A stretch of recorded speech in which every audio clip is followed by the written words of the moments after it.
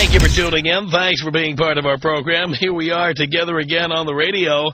And a number of you sent this study into me. It was disseminated by the Associated Press. And it goes to the heart of many of the things we talk about on this program. Let me read it to you.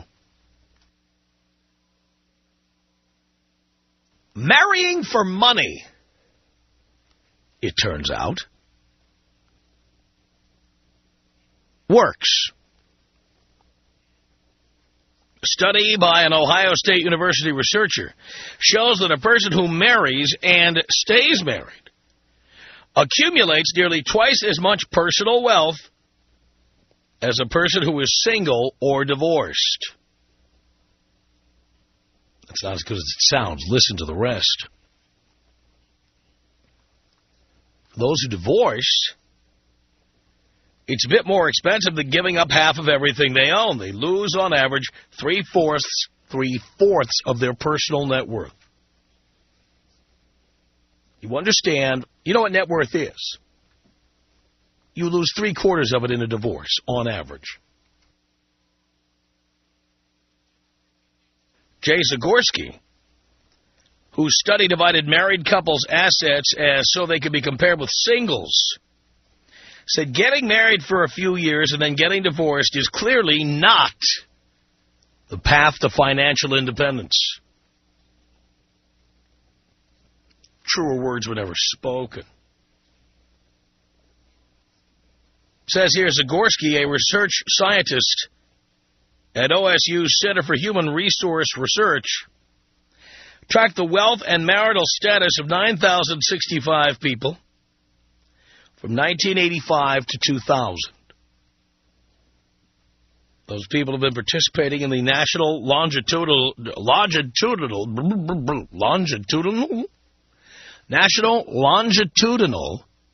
Survey of Youth, which has repeatedly interviewed them about various aspects of their lives since 1979.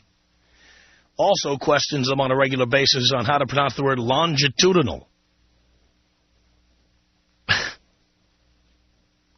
The participants are now 41 to 49 years old, making them the youngest of the baby boomers.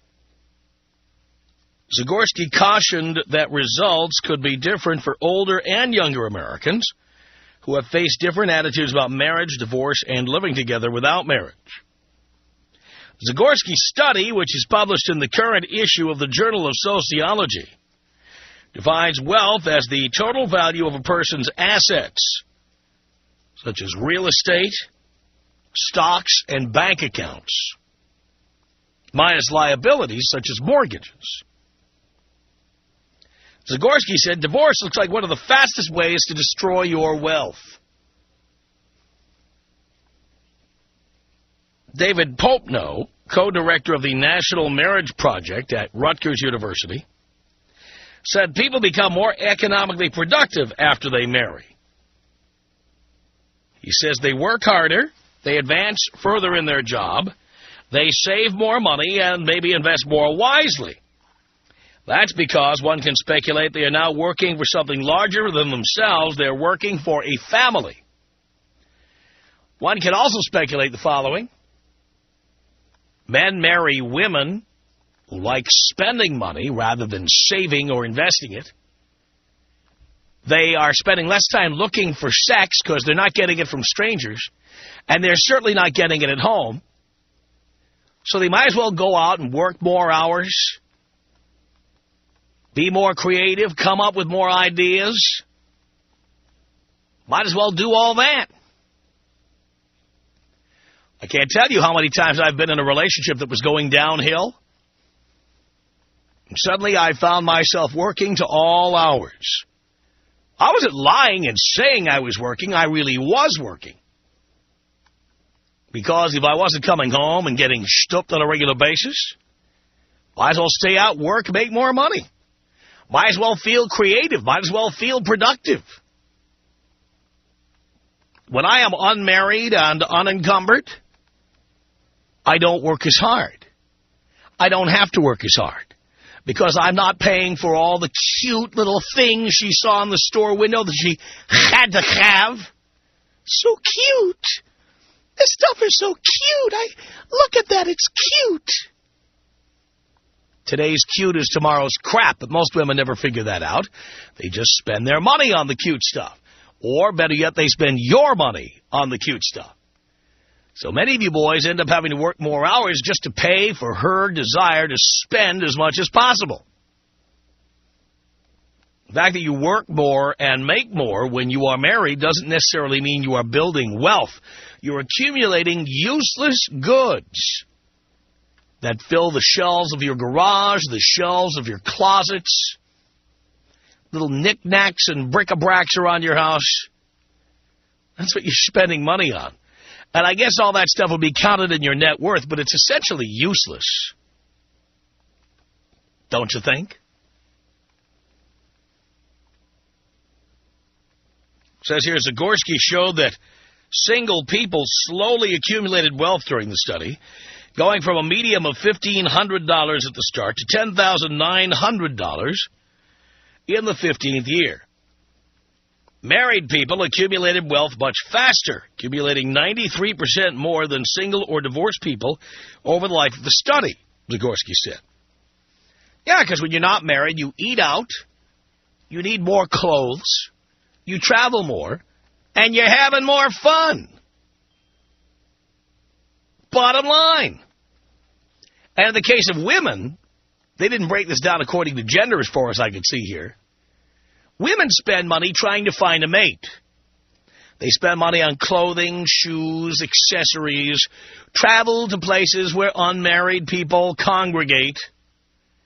They run up big credit card bills, figuring one day Prince Charming rides in on the white horse and pays off the Visa bill. I'd be willing to bet that if you really broke out the numbers, you'd see men with positive net worth and women with debt. Not that all men would have positive net worth. There are men who have debt, too. But I'd bet that most men who have debt, the debt is attributable to spending on women, trying to get women, hold on to women, keep women happy, shut them up. And women just spend money on their own. They're into spending. Very few women into saving and investing, and most of those are fat and fugly, and they know no man's ever going to pay their bills. Bottom line. Says here, people who divorced starting losing net worth 4 years before their divorces were final, Zagorski said. He said that could be because they had separated before divorcing, forcing them to support two households. I say it's because when you know the marriage is over, you're not saving or investing for anything anymore. You're not saving for the future. You can't even see the future. All you know is you're going to go through some prolonged legal battle of some kind, and all that money's going to go out the window anyway, so I think people start spending it without thinking about how much they're spending or what it's doing to their financial health. They just don't care anymore. I think the minute people think the marriage is over, they stop paying close attention to where their money is going. How do I know? Because I've been married and divorced 4 times. That's how I know. Don't ask me how I know. I know. It says here, the study found that men, here's a shocker, men fared better than women after divorce. No surprise there. Men after divorce had 2.5 times the wealth of women. What a shocker. Over dollars, it added up to a difference of only $5,124. That's because Americans don't save or invest enough, period. In his study, Zagorski wrote, while men come out slightly ahead, divorce destroys wealth dramatically for both sexes. That's what he said. Many of you sent this study in to me. And the bottom line, boys, is, look, no matter how little you have now, you'll have less if you get married and get divorced. There's no point in getting married. There's nothing in it for you. I don't care how much wealth you build when you're married. What are you going to do with that wealth? she's going to spend it. You're not going to spend it. What are you going to do with that wealth? And if you get divorced, you're going to lose 3/4 of it anyway. You're better off not getting married. There's nothing in it for you, boys. Nothing. This is more empirical evidence that you are better off staying unmarried, not giving her the keys to your vault, not giving her your ATM card, not giving her the key to your house, not giving her, putting her name on your real estate. You are just better off that way. Don't you agree? Tom Leykis. Come on. 1-800-5800-TOM. 1-800-5800-866. How are you today? Do you care? Yes, I do, because I don't want you to rip me a new one because I don't agree with you on what you say. The Tom Leykis Show.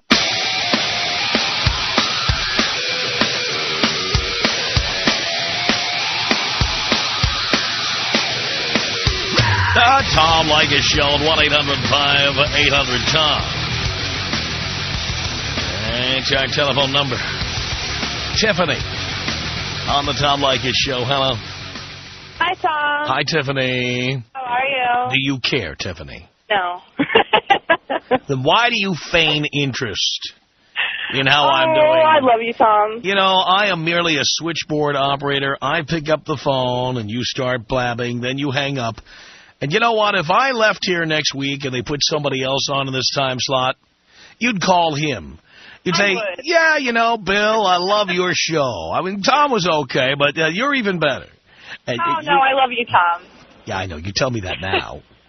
Well, I know how it works in radio. One day they take you off the air, and the next guy comes on, and everybody acts like nothing ever happened. Oh, Steve, I love your show. I agree with everything you say. They don't care. That's totally true. I know it's. Believe me, Tiffany, I know my position in the food chain. I'm well aware. I'm sure you do. Yes, I do. Okay, well, what I called to talk about was about your subject you were talking about earlier. Oh, yeah. Your money. That annoying thing. Yes, that subject. Yeah. I think you're very right, except I want to take your step a little further. I don't even think the men should get married if they want to keep their money. Well, you're right. That's what I'm saying. Men should not get married. I met my boyfriend 3 years ago, and he had more money than I did. I had negative money, and he paid my bank account. I didn't even ask him to, but he ended up doing it. Stupid. And now he has no money. I'll bet. How much are you giving him? None. None? None. See that? I think I pay for food twice a week, maybe. Yeah, uh-huh. What does he do for a living? Oh, he's a server. He's a server. Yeah. Where, like Chili's or Bennigan's or one of those? Fridays. Fridays. Oh, yeah. So his job is to get the potato skin order right. There you go. Yep. That's the money great. he gets from it, I spend it all, so. That's wonderful. Or I should say he spends it all on me. I don't even have to ask. Right. So you're not planning on owning a house with him or anything like that? You're just planning on spending his money ruthlessly? Well, I'm not planning on it, but I'm sure it'll happen. What will? Me spend all of his money. I see. Now, you're 21, dear. Why do you need a boyfriend? Oh, I don't know. I love him, though. You love him? He's great to me. How did you meet him? You met him over a strawberry daiquiri at Fridays? Oh, no, I wasn't 21. I was 18 when I met him. He was, and you had fake ID, and the rest was history. I met him through mutual friends. Through mutual friends, I see. Yes. And one of his friends said, I know this broad will spend everything you had. He said, let me at her. Just about. Yeah. No, he didn't. They didn't say that. I thought he was hot, and so I went for him, and we're hanging out at the same place. And what do you do for a living, darling? I work at Fridays with him. Oh, you work at Fridays also? Yeah. What do you do there? I'm a server also. You're a server at Fridays. Yes. Now, do you two go to school or anything? I go to school. What are you studying? Don't say beauty school. Oh, psychology. I see. And what do you plan to do when you grow up? I'm not sure yet. That's my point, dear. You know, you know what they say, psychology is the last refuge of a scholastic scoundrel. Yep. When you can't decide what to major in, you major in psychology. There you go. It's very broad. Which will be for a broad like you. And what's amazing is that it will do you absolutely no good because you have no interest in being a psychologist. Nope. So you're essentially marking time until the condom breaks. Hopefully that won't happen because I don't have sex, but yeah. What, you're a virgin? I'm not a virgin, but I don't have sex with my boyfriend. Why not? Because we don't want to get pregnant. That's it? Yeah. So who's he having sex with? So it's okay. So let me understand this. He's how old? He's 26. 26, and he doesn't have sex. Nope. What about does he have sex with one of the other servers or something just to relieve the stress? No. So he has given up sex in order to have you as a girlfriend. No, actually, I kind of gave it up for him. He asked you to give it up? No, but we don't because he's more worried than I am, I guess. Yeah, well, he should be. The two of you don't have two nickels to rub together. You can't have a child. I know. Ever heard of birth control? Probably can't afford that either. Oh, I can, but there's no point if we're not going to have sex. Well, if you were using birth control, you could have sex, right? Probably. I mean, what is he, a Mormon or something? What's the deal? No, his family's really Christian, and so he's brought up with that. So. I see. Has he ever had sex? Is he a virgin? No. Well, who did he have sex with? Well, he's had people before me, I believe. He did what with people? He's had a few partners. Oh, he's had people. I thought you said the F word. He's had sexual partners before you. Yes. So why did he decide to give up sex with you? Well, I don't know. It's a good question. Let me understand, you wanted to have sex with him. What? You wanted to have sex with him. Yeah. And he said no. Well. Because now that he's had sex with other people, he's become a Christian. Well, before, yeah. And why, dear, if I may ask, would a healthy 21-year-old like yourself want to get into a relationship with a man who doesn't want to have sex? Well, I didn't know that when I first got together with him. But you could have stopped it right there. No sex. Nice knowing you, pal. Oh, I like him. He treats me like a princess. Yeah, but I don't need to have sex with him for it. Aren't you horny? Yeah, but, we work it out. You work it out? Yeah.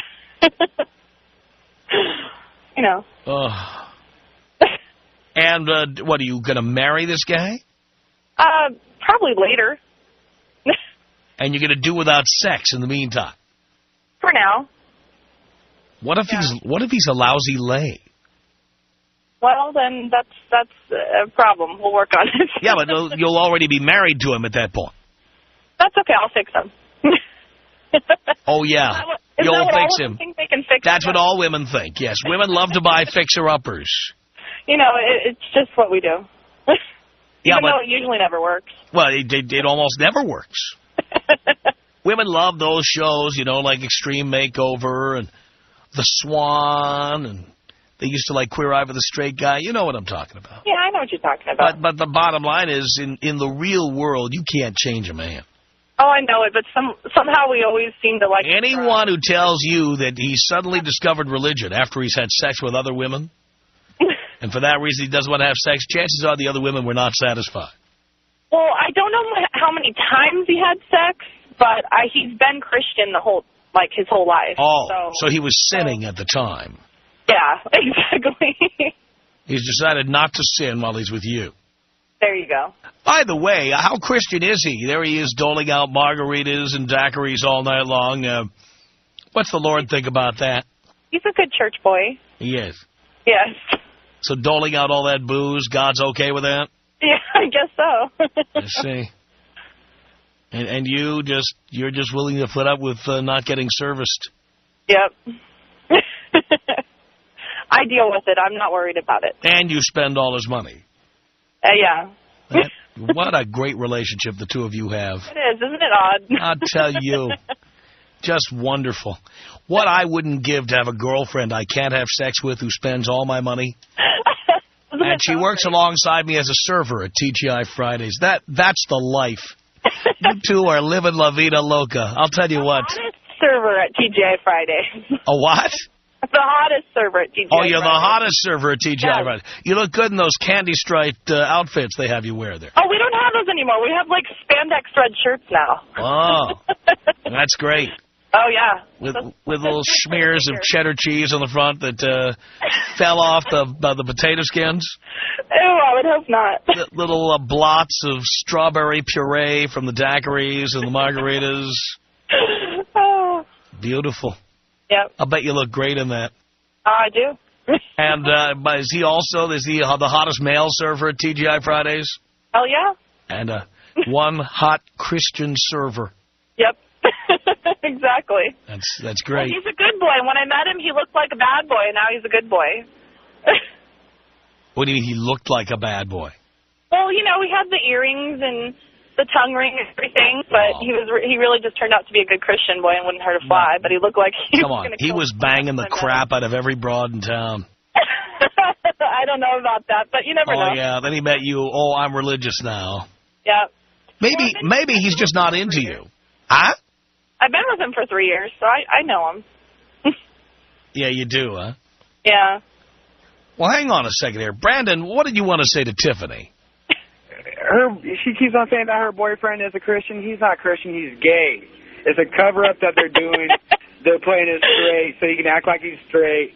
I mean, you hear her laughing and cackling. She ain't no good-looking waitress. She's fat. It's a deal that they both have on each other to make each other look good. All right. Well, this is the radio, so you can't tell anyways, so. Well, yeah, but, I mean, you said that he wasn't having sex with you, but so who are you having sex with? Me? Yes. Oh, I've had sex before him. Obviously knowing Jenny Craig. Oh, that's boy. mean. Just say how I've never you been sound. on Jenny Craig. I mean, you keep on saying he's a Christian boy. It sounds more like he's a good gay boy. All right, well, whatever. I'm trying to give you guys advice. You're trying to give us advice? Why would we want to take advice from people who don't have sex? That's a good tell him, question, Tom. but it's on money, so. You should give out what location you work at so we know to stay away from there. North Scottsdale Fridays. North Scottsdale, TGI Fridays. You go right in there, and you can see just look for the hottest server in there. Well, self-pronounced. That's Tiffany, the woman who hasn't had an orgasm in 2 years. Hey, I'm not telling you that I'm the hottest person alive. You just did. You just said you're the hottest. No, she's the hottest server at the North Scottsdale TGI Fridays. And yeah. I'm asking, is the minimum weight limit 300? Oh, my gosh. I would kill myself if I weighed 300 pounds. Well, I mean, we better call 911 then. They're going to have to pick someone up soon, because that's what you sound like. You sound like a fat heifer that met some gay guy that came up with a deal to make you look good, to make him look straight, while he still goes around and have his relationships with all the other men servers at TGIF. Oh. Well, that's just great. I sound like a big fat woman. But if I was fat, trust me, I'd be at the gym every day, because I would not like to get fat. Well, can you fit through the gym door? Yeah, I can, actually, really. Actually, women over 180 in Scottsdale are forbidden by law. I don't know if you've ever been to Scottsdale. My parents live in Phoenix. They're all like there is a 110 pounds. No, if you're 180 pounds, you have to live in Ahwatukee. You cannot live within the city limits of Scottsdale. Not allowed. I mean, Tom, it sounds like when someone orders some potato skins, they come 1 or 2 short when she delivers them. Oh, boy. That was mean. Oh, boy. I don't even want to get into what you think your boyfriend is eating. Tom. 1-800-5800-TOM. Tom. I rarely listen to you. My husband is a huge fan. Every time we get in the car, it changes to your station, and we have to listen to Tom. Oh, I hate that. It's the Tom Leykis Show.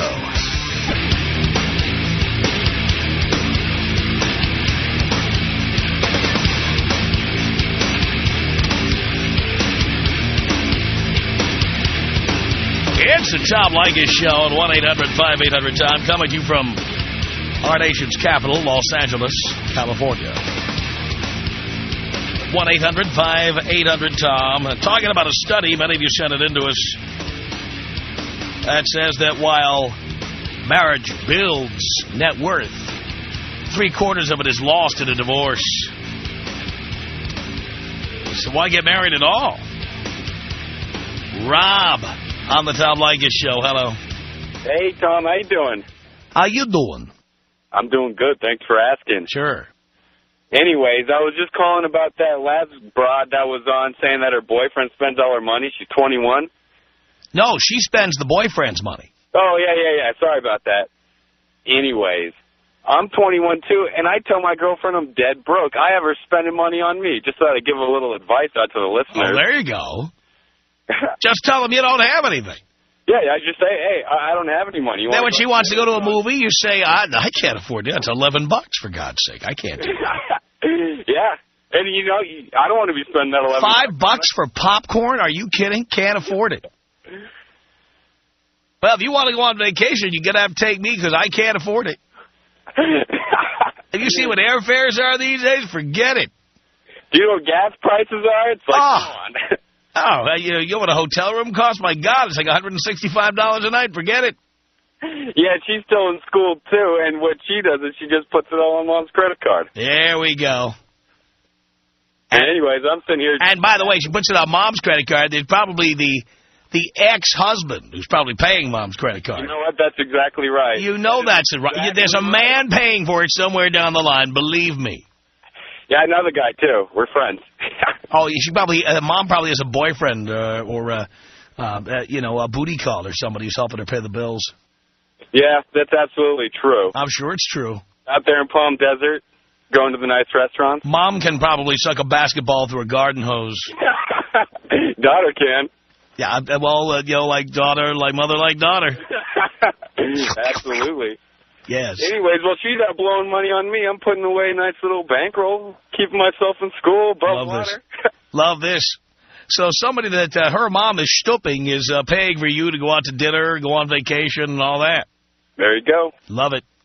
Just because I say I don't have any money. That's a very good technique. I'm liking that. But you have to say it once you get her in the door. If you tell her that before she becomes your girlfriend, she'll run for the exit. I absolutely agree with that. You have to avoid the subject until after you've got her in the door. Oh, yeah. Well, very good. Okay. Well, thank you for that, Rob. Hey, thank you, Tom. I hope you have a great day. All right, you too. Appreciate the call. 1-800-5800-TOM is our telephone number. Ron on the Tom Leykis Show. Hello. Hey, brother. Hey. How you doing? Okay. Me? I'm doing better, especially after what I've gone through. What have you been through, Ron? Tell us. Yeah, I'd like to confirm everything you said because it is all true. And I wish I wish I knew about you when this was happening. But anyways, I lost about a good 75% of my net worth. Just like the story says. Exactly. Uh-huh. I was married for 11 years, and she was charging up money throughout the marriage and promised she wouldn't do it. And finally called the show and asked for some advice. And he gave me a number to call to get financial counseling and go to a budgeting class. And I asked her about it and said, hey, we'll make an evening of it or a day, and, we'll go out for a nice dinner. Let's see what we can do about this. And she just slammed my home office door right in my face. And that was the beginning and the end. Wow. And so, there's so much to say right now. I hope I remember it all. But anyways, I filed for divorce to get out of it, and during the divorce, she forged my signature on a couple of credit cards. Oh, isn't that nice? And I had to hire an additional attorney on this to go after her. I had to file a police report and everything. And from what I found out, she charged up a whole bunch of money, probably up to $100,000 in her own name after that, and filed bankruptcy. And then we found out that there's this Chapter 13 that protects her from fraud. So there's a law to help you, protect you from breaking the law. And she got away with it completely. Wow. So she had better attorneys than you did. At first, yeah. Let me tell you, these attorneys, too, is another story. They promise you all this stuff up front, and it doesn't turn out that way at all. And you still have to pay them. I know. Well, they love to promise you're going to win. You got a great case here. You're going to kick her ass. Oh, yeah, some of them are very aggressive. Right. Then when they don't, they say, well, we can't guarantee results. That's true. I know. So we had a bunch of rentals that I bought, and a few of them with my inheritance when we started off with, and she she was making the payments because, you know, I was working my job and I was doing maintenance on the houses and everything, and she promised she was making the mortgages, who are with the lender that I'm with. And she decided to keep all the rents and not pay the mortgages for a couple months there, and I started getting these late notices. Very nice. But, Ron, how long were you married to this peach? 11 years. 11 years. Did it take you 11 years to figure this out? No. Well, it's just, you know, it's the same old story with everybody else. You know, we had kids, so I tried to make it work. And she kept, you know, the more I made through the years, the more she spent. And she was never satisfied. There was times I was making over $10,000 a month, and she still told me right in my face, you don't make enough. Yeah, but then why would you stay? I didn't now. No. After 11 years, you didn't stay. Correct. Why'd you wait 11 years? Naive. Are you paying vagina money? I was paying 75% of my net income the first 3 years of the separation, yes. That's wonderful. 75%. And I had to pay, and I was stuck with all the bills. They ordered me to pay all the bills plus that. How did I do it? Well, I had to juggle money around. I had to rent out my rooms to pay the mortgages. Yeah. No point in getting married. Another testimonial there, Ron. Thank you. Tom Leykis. 1-800-5800-TOM. Tom does not tell us men how to think. Tom simply verbalizes. Hey, listen, bitch, now I'm talking. He told you how to think. Here's how conversation works. You get to talk and I listen, then I talk and you think about something else. The Tom Leykis Show.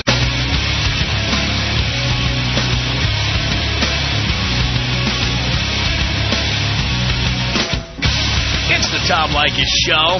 1-800-5800-TOM is our telephone number. This is Chad on the Tom Leykis Show. Hello. Hello. Hello.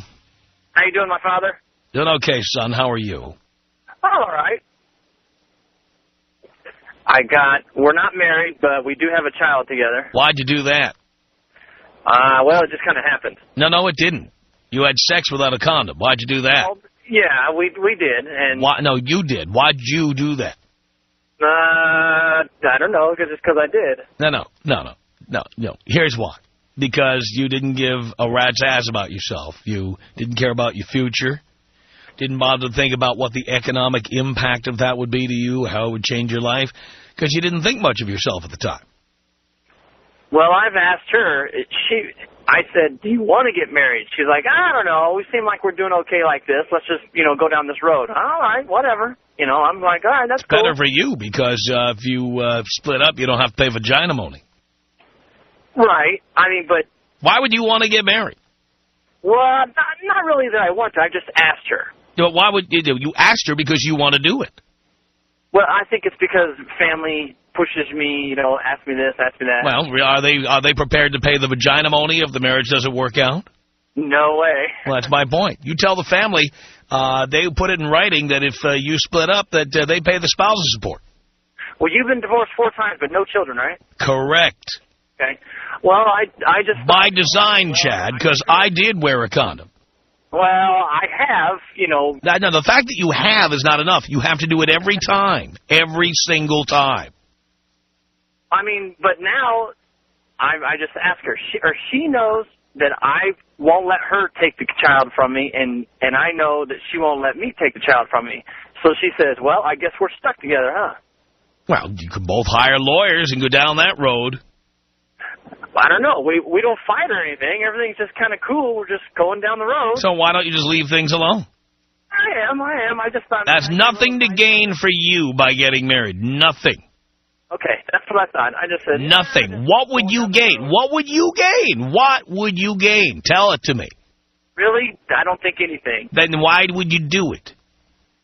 I just thought maybe... see her reaction. See what she said. You're so full of crap. You're one of these guys. You can't even own up to who you are and what you're about. You just want to do what you're supposed to do so everybody will leave you alone. Well, I'm getting older. I asked her. So what? Okay. I asked her, I said, I robbed you of your 20s, and I know you didn't get to go have fun and this and that, and I said, I had a blast. I could have made it last another year or so, but... you know, 31, we had a child. Okay, now I'm 34. Okay, cool. You know, all right, I'll go down this. I asked her, I said, do you want to go? Do you want to, there's the door. Do you want to come back in whenever you want or what? She's like, no, I like this, just like this. I said, all right, that's cool. Chad, you know what? It sounds to me like you don't give any of this stuff any thought, like about what any of this stuff would do for you. It's pretty outrageous. Thanks a lot for the call.